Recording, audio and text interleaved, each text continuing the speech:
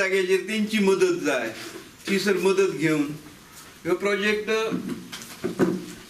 हांगासर मेळोवपा खातीर जशे मिलिंद संतोष हेंच्यांनी मेहनत घेतली, तशेंच प्रोजेक्ट प्रेजेंटेशन करपाक जेंच्यांनी मोलाचो हातभार लायलो.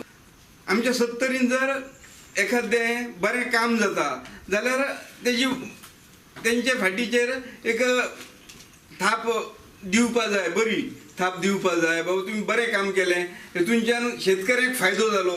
प्रत्यक्ष म्हाज्या काजींनी ही फवारणी जाल्ली, म्हाका खबर आसा म्हाज्या काजींच्यो काजींतल्यो कितल्यो काजी मरताल्यो आनी आतां कशा पद्दतीन थंयसर काजी उरल्या.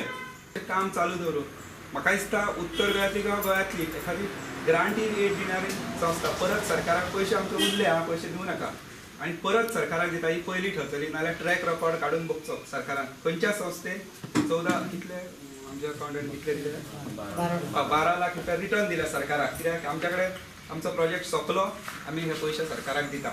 अशा प्रकारच्या मनामध्ये हे विचारांचे किडे आहेत ते कधी जाणार आहे.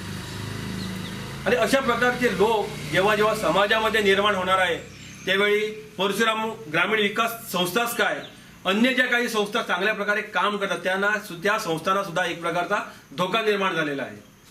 आता पेपरवर आल्यानंतर प्रत्येक जण काय म्हणतो, परशुराम विकास शिक्षण संस्थेने 1.5 कोटीचा भ्रष्टाचार केला. या सर्वांची बातमी जेव्हा आली त्याला प्रत्येक घटकाच्या मनात, प्रत्येक माणसाच्या मनात काय दिले की अरे एवढ्या प्रचंड प्रमाणात भ्रष्टाचार या संस्थेने केला. अरे 1.5 कोटी जर भ्रष्टाचार जर केला तर मला वाटतं की मिलिंदने ती इवन घेऊन फिरण्यापेक्षा त्याने मर्सिडीज घेऊन फिरायला पाहिजे होती. आपले